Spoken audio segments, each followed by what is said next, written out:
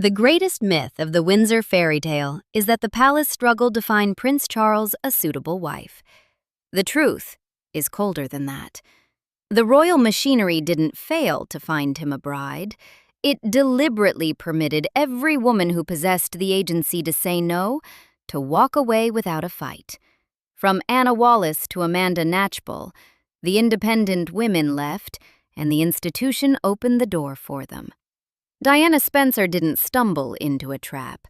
She was the trap's intended occupant, selected because of the very qualities that made her defenseless. This isn't a story about romance. It's an indictment of a system. August 1980. The Queen Mother's 80th birthday celebrations are in full swing at Windsor Castle. Anna Wallace is there on Prince Charles's arm, tall, blonde, sharp-witted, the daughter of Scottish landowner Hamish Wallace, nicknamed Whiplash Wallace, for her hunting skills and her temper. She is, by every conventional measure, a serious candidate. Charles is reportedly besotted. He has already proposed to her, and she has already refused him once. What happens that night exposes the entire machinery. Charles spends the evening dancing with Camilla Bowles. He ignores Anna Wallace almost completely. She watches, and she makes a decision. According to multiple accounts of that night, she confronts him and tells him she has never been so badly treated in her life, that he's left her alone all evening and he will have to continue without her. The exact wording is reconstructed from second-hand accounts, not a transcript, but the substance is documented across every serious biography of the period. She ends the relationship there and then. A second argument follows at a polo ball shortly after, and that is definitively the end. Royal biographer Ingrid Seward put it plainly: Charles couldn't understand why she walked out on him after he spent the evening dancing with Camilla. He genuinely couldn't understand it. That incomprehension is itself the clue. The palace let Anna Wallace leave. No courtier called. No institutional effort was made to repair the relationship. Within weeks, the machinery had turned its attention to someone else entirely. A 19-year-old who had never seriously dated anyone. A girl who had no frame of reference for what she'd just watched Anna Wallace do. To understand how the machinery worked, you have to go back to February 1974, when Lord Louis Mountbatten, 1st Earl Mountbatten of Burma, Charles's great-uncle, his mentor, the most powerful personal influence in his life, put his vision for Charles's marriage into a letter. Penny Junor, writing in The Oldie in 2023, documented Mountbatten's advice. He counseled Charles to sow his wild oats and have as many affairs as he can before settling down. But when it came to a wife, to choose someone very young, before she had met anyone else she might fall for. The logic of that letter is structural, not sentimental. A young woman with no prior relationships has no comparison point. She can't assess what she's walking into because she has no experience to compare it against. She is, by design, navigating blind. That was the qualification. Not publicly written into any statute. There was no British law requiring Charles's bride to be a virgin, and legal scholars confirmed as much when the question surfaced during the engagement, but enforced just as effectively through cultural expectation and social selection. Tina Brown, in The Diana Chronicles, identified the operative formula as a virginal Protestant aristocrat. Biography.com's documented account of the era put it only slightly differently. Charles's potential bride had to be highly born, have a virginal reputation, and couldn't be Catholic. The Catholic prohibition was the only legal requirement. The virginal reputation was something else, a social filter that functioned as a dependency mechanism. A woman with experience could compare. She could look at what she was being offered and recognize what was missing, what was wrong, what the arrangement actually required of her. A woman without it couldn't. The Mountbatten letter didn't just describe a preference, it described a method. The only actual law governing Charles's marriage required the monarch's consent. Everything else, the purity expectation, the aristocratic lineage, the Protestant faith, was enforced informally through the weight of institutional culture and the people who carried it. And those people had names. Camilla Shand met Prince Charles at a polo match around 1970. By Penny Junor's account in Charles, Victim or Villain, Charles was immediately drawn to her. She didn't fawn, didn't flatter, smiled with her whole face. He began calling her after their first meeting. They formed a close, intimate relationship. In 1971, Charles joined the Royal Navy. Reports claimed Camilla didn't meet the prerequisites for marrying the heir to the throne. She wasn't considered a virgin, and her aristocratic credentials were insufficient. There's also a specific detail from the Girls in White Dresses blog that cites speculation Mountbatten arranged for Charles to travel overseas on military duty in 1972, specifically to cut short the relationship, hoping to steer him toward his own granddaughter instead.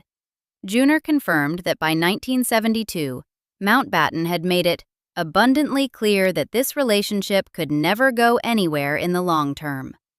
Camilla married Andrew Parker Bowles in 1973, while Charles was in the Caribbean with the Royal Navy. He reportedly tried to stop the wedding. In one letter cited by Junor, he wrote of such a blissful, peaceful, and mutually happy relationship, and described what had happened as particularly cruel. She married Parker Bowles. Charles was devastated. And then, per Junor's account, they reignited their physical relationship around 1978 or 1979, while she was still married, and while Charles was publicly dating other women. Parker Bowles was reportedly aware and didn't make a fuss. Here is the operational reality the vetting system produced. Throughout the 1970s and into the early 1980s, Charles was conducting a continuous, intimate relationship with Camilla Parker Bowles. Every woman he dated publicly during this period was navigating a situation they could see partially, but never fully, because the British press didn't publish the details of the Charles-Camilla affair. The suppression wasn't a formal contractual arrangement between Fleet Street and the palace. Research into the period characterizes it as long-standing editorial deference to the monarchy and cautious libel standards, rather than a documented pact. But the functional effect was identical. The women who discovered the truth privately had no public validation for what they'd found. They couldn't point to a newspaper. They couldn't make the case to the outside world. They were isolated with information that the institution had ensured remained invisible. Journalist James Whittaker, who covered the royals for decades, later confirmed that press circles were aware of the Charles-Camilla dynamic well before it became public knowledge. The tape recording of an intimate phone call between Charles and Camilla was made in December 1989. It wasn't published until November 1993. For years, that information simply sat there, known, real, and contained. The women Charles dated in this period discovered what they discovered on their own, and then they left. The palace didn't chase them. Anna Wallace is the sharpest example of why. She arrived in Charles's life around 1979, at a point when Camilla's resumed affair with Charles was, according to Junor's account, well underway. Tina Brown, writing in Vanity Fair, called Wallace a dangerous version of Lady Diana, tall, blonde, but a reckless horsewoman. Dangerous is the operative word. Brown meant it as a description of Wallace's physicality, but the word captures something structural about what she represented. Anna Wallace was socially confident, physically striking, and strong-minded. She had her own world, her own opinions, her own sense of what she would and wouldn't accept. Charles proposed to her twice. She refused both times. The Express reported both rejections in 2019. Multiple biographers have confirmed the double proposal as documented fact. What ended it wasn't a gradual cooling. It was a public humiliation at a royal event, which she refused to absorb. She identified what was happening, named it out loud, and left. The palace didn't call. No courtier arranged a reconciliation dinner. No letter arrived from any sympathetic figure in the institution. The door was simply open, and she walked through it. 9.com.au's account of the confrontation draws on the work of author Jessica Jane, who described Wallace causing a scene at the birthday party after watching Charles dance with Camilla all evening. The Express account published the reconstructed substance of what Wallace said to Charles, that he'd left her alone all evening and would have to continue without her. The machinery, faced with a woman who had the confidence to call the arrangement by its real name, simply let her go. There's a specific detail worth noting here. Tina Brown, in the Palace Papers, framed Camilla's role in those confrontations as Camilla effectively routing Anna Wallace, language that makes Camilla sound like an active combatant rather than a passive figure. But the routing only worked because the institution never intervened on Wallace's behalf. The machinery could have applied pressure. It didn't. Her departure was orderly and unopposed. Before Anna Wallace, there was another candidate, and this one came with full institutional endorsement. Amanda Knatchbull was Lord Mountbatten's granddaughter. She was Prince Charles's second cousin. By every conventional metric of the era, she was the ideal choice, the right bloodlines, a family connection so close that Mountbatten described promoting the match as beating having strangers come into the family. He had not abandoned the idea even as late as the end of the 1970s. The scholarly French journal shs.cairn.info confirmed in a 2022 article that the Amanda Natchbull hypothesis resurfaced at the end of the 1970s, with Mountbatten still actively working toward it. Mountbatten was assassinated by an IRA bomb on August 27, 1979, off the coast of Mullaghmore in County Sligo. His boat was destroyed. Amanda's younger brother Nicholas was killed in the same attack. Several other family members were killed or seriously injured. It was one of the most devastating political murders of the decade. In the aftermath, Charles proposed to Amanda Knatchbull. Most accounts place this in late 1979. She refused. Royal biographer Sarah Bradford cited her refusal as rooted in being unwilling to step onto the royal treadmill. Other biographical accounts emphasize the grief and trauma. She had just lost her grandfather, her brother, and faced devastating injury to other family members. A 2019 Parade account documented her refusal as tied to deep mourning and reluctance to enter intense public scrutiny. Diana, Story of a Princess, described the sequence plainly. In the summer of 1979, he proposed to her, but Amanda said no. The language used across biographies to describe her refusal is telling. Gentle rejection appears in one account. The word gentle isn't usually how refusals are characterized when the institution fights back. There is no documented courtier effort to change her mind. The proposal was made, the refusal came, and the machinery pivoted. Amanda Natchbull had the wrong answer. The institution accepted it and moved on. She had family connections that predated the palace's own designs, a grief that was genuine and publicly legible, and enough standing to say no and have it stick. She was, by the standards of the era, the right woman, and she still said no. The machinery let her, because a woman with that much structural standing couldn't be coerced into compliance. The Queen Mother sits at the center of this story in a way that requires precision, because the evidence for her role is real, but it has specific edges, and the script has to honor them. What is confirmed? She was Prince Charles's emotional anchor throughout his life, closer to him than either parent in the warmth of their relationship. Charles biographers consistently document this. Sally Bedell Smith's 4 Years in the Making biography of Charles, drawing on hundreds of interviews with palace officials and former girlfriends, describes him seeking companionship from the Queen Mother from childhood.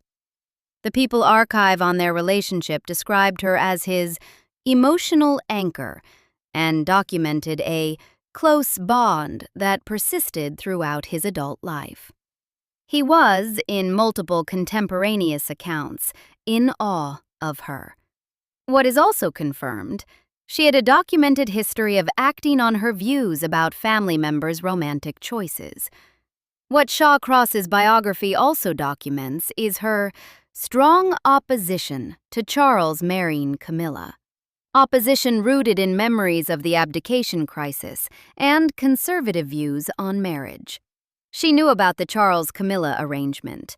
Her response wasn't to facilitate it or celebrate it.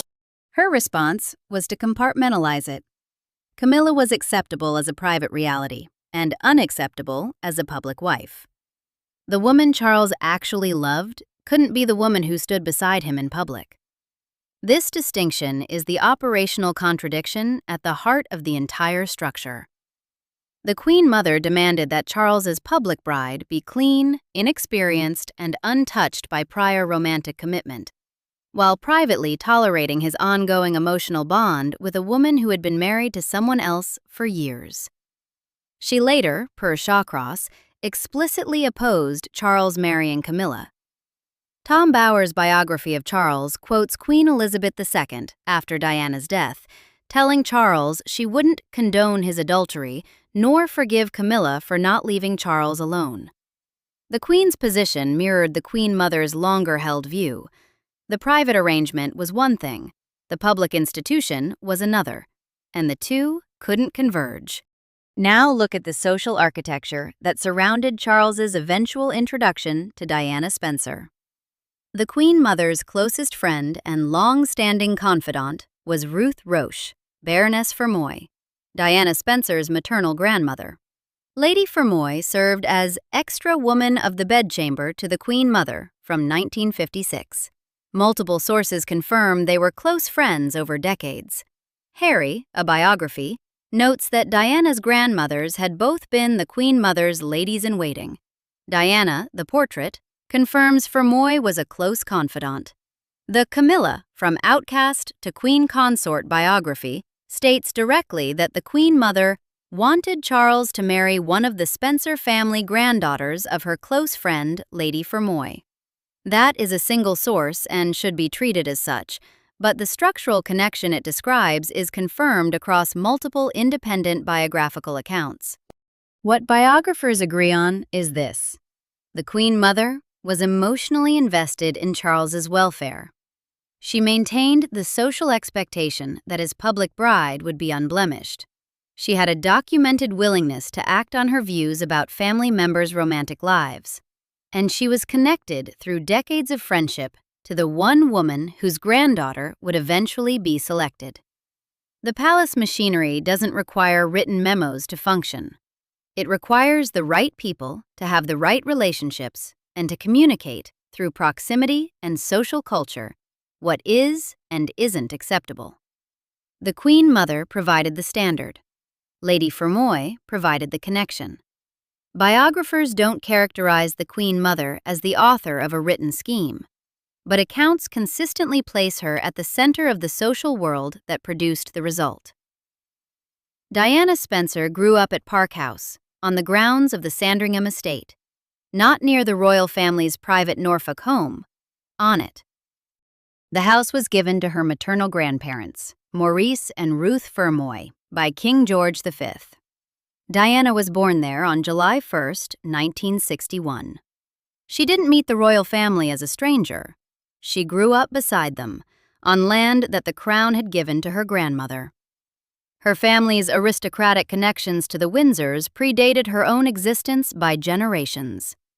The Spencers had served the crown since the 16th century. When Diana's parents married in 1954, the Queen and Prince Philip attended. This wasn't an outsider family. This was a family already inside the walls. And yet, Diana herself, by the time she came to Charles's attention in the summer of 1980, was profoundly isolated. Her parents' marriage had collapsed. Her mother, Frances Roche, had left her father when Diana was 6. Diana grew up absorbing, as one account put it, the feeling of being left alone. She was 19 when the engagement was announced. Charles was 32. She had no significant prior romantic relationships at the time. None. The Vanity Fair coverage of the engagement, drawing on contemporaneous accounts, confirmed they didn't consummate their relationship before marriage. A 19-year-old's sexual history became a subject of formal family attestation for public consumption.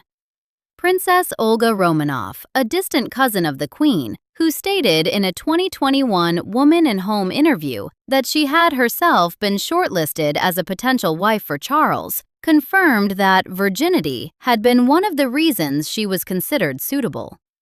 That is the only known first-person account from a woman who was actually in the selection pool. Her testimony aligns with the wider biographical picture. The expectation was real. It was enforced through social culture rather than law, and it had a practical effect on who was considered and who wasn't. Here is what that expectation actually produced. Camilla Parker Bowles was ruled out partly because she didn't meet it. Every woman who came to Charles with a history of her own was, structurally, the wrong answer. The more worldly the woman, the faster the exit. The question the machinery had implicitly been asking for a decade wasn't, who is the best match for this man? It was, who doesn't know enough to recognize what she's agreeing to? Diana was different. Diana, at 19, with no prior relationships to speak of, growing up on the edges of royal life without ever having been inside it, wasn't equipped to evaluate what was being offered. She lacked the comparison data. She had no model for what a healthy relationship with a powerful man looked like. She had no friend or advisor outside the institution's own circle who could tell her that what she was experiencing was abnormal. Her grandmother, Lady Fermoy, reportedly warned her, privately, against the marriage. Biographer Andrew Morton's account of Diana's own testimony documented that warning, and Ingrid Seward's The Queen and I confirmed that Fermoy had reservations, but didn't act on them sufficiently to stop the match. The warning came and went without consequence, because Diana had no independent institutional support to help her act on it. The palace was building her fairy tale. The press was printing it. Her own grandmother's private misgivings couldn't compete with that weight. What the machinery built around Diana in the autumn of 1980 and the winter of 1981 was a narrative. Charles was photographed at Birkhall, the Queen Mother's house near Balmoral, where accounts confirm he ran into Diana Spencer. The courtship began. The fairy tale machinery engaged. The press, which had for years declined to publish the truth about Charles and Camilla, enthusiastically published the story of Charles and Diana. They were fed a story, and they ran it, because it was the story they'd been waiting for. On February 24, 1981, the engagement was announced. Diana was 19. In secret audio tapes made years later for journalist Andrew Morton, she would describe her wedding day as the worst day of her life, saying she felt like a lamb to the slaughter. She recalled experiencing intense loneliness and doubt. The fairy tale was already broken before the cameras had finished rolling. An estimated 750 million people watched the wedding at St. Paul's Cathedral on July 29, 1981. Camilla Parker Bowles was a guest. Put the exits side by side and the pattern is undeniable. Anna Wallace sees what is happening at the Queen Mother's birthday ball, a man paying more attention to another woman than to her, and she names it, publicly, and leaves.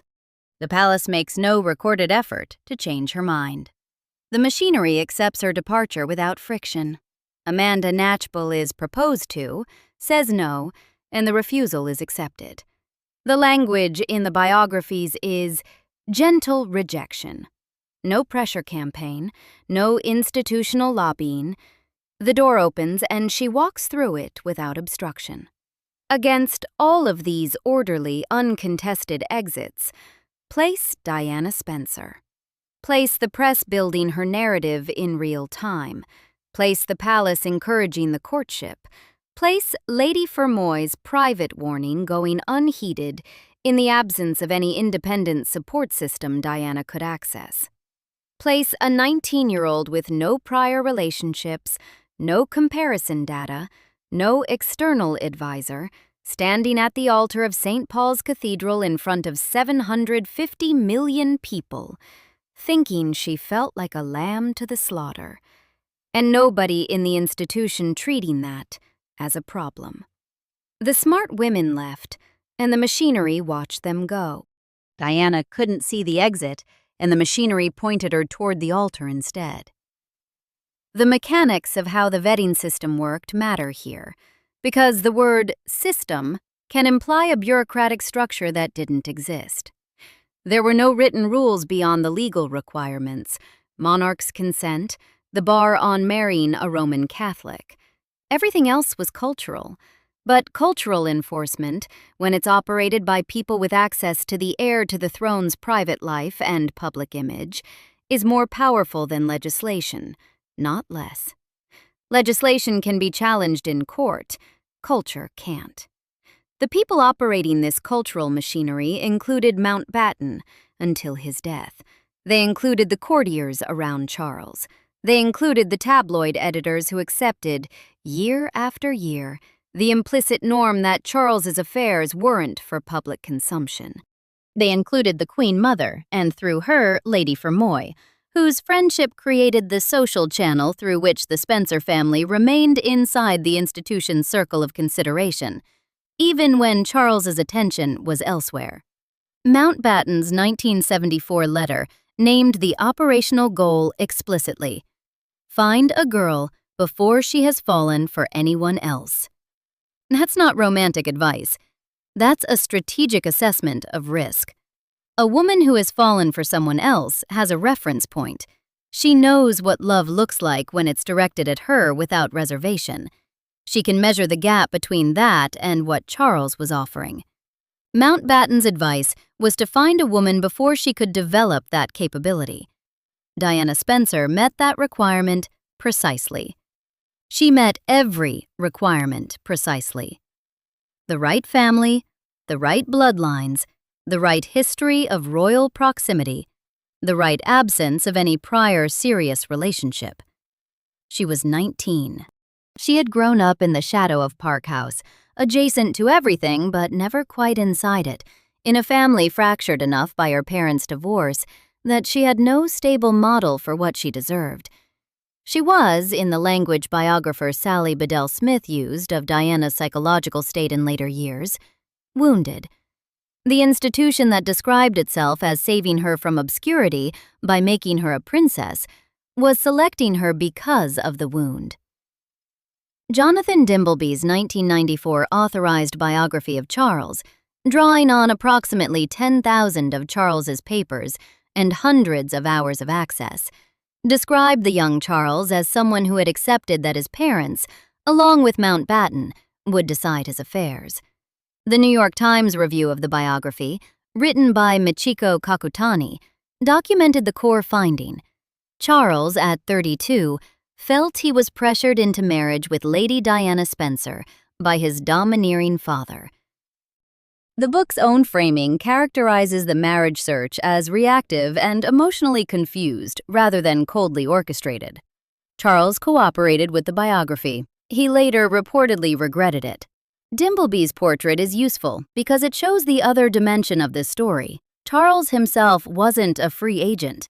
He was under pressure from his father, under pressure from the institution, under pressure from a deadline he had largely set for himself by declaring publicly that 30 was a good age to marry. He was also deeply, persistently, emotionally attached to Camilla Parker Bowles in a way that everyone around him knew about, and that the official machinery was structured to accommodate privately while publicly demanding its opposite. The result was a marriage in which the groom was emotionally elsewhere on the wedding day, and the bride already knew it. Diana described finding a bracelet Charles had made for Camilla the night before their wedding. She described calling out Camilla's role in the marriage directly, face to face, at some point during the marriage's collapse, and the account preserved in the People timeline quotes Diana's own words. "I know what's going on between you and Charles. I want my husband. There were 3 of us in this marriage, she told the BBC's Panorama in November 1995, watched by 23 million viewers. So it was a bit crowded. 23 million people heard it because she finally had a platform the palace couldn't suppress. For the 14 years before that interview, the information that would have validated every instinct she had about her marriage was being kept out of the newspapers by the same cultural machinery that had selected her. The closing argument is structural, not emotional, because emotion is what the palace always counted on to muddy the picture. The royal family didn't want a queen who could stand beside a powerful man as a partner. They wanted a girl who would stand in front of a camera and smile, while the real power structure remained undisturbed behind her. Anna Wallace could see the real structure. She named it and walked out. Amanda Knatchbull could see what stepping onto the royal treadmill required and refused to step onto it. The institution accepted all of those exits without a fight, because a woman with the self-possession to say no would eventually say no to other things as well. She would eventually, as Diana did, ride a bicycle through the corridors of Buckingham Palace the night before her wedding. A small, private act that Tina Brown captured in the Diana Chronicles, and eventually sit in front of a BBC camera and tell the truth. The machinery needed someone who didn't know enough to recognize the exit when it appeared. Diana Spencer was born on the Sandringham estate, in a house given to her grandmother by a king, surrounded by the symbols of the institution she would later describe as having trapped her. She grew up inside the circle without ever being inside the room. She was 19 years old when she got engaged to a 32-year-old man who was emotionally committed to someone else. She had no prior relationships that might have told her this was wrong. She had no independent counsel.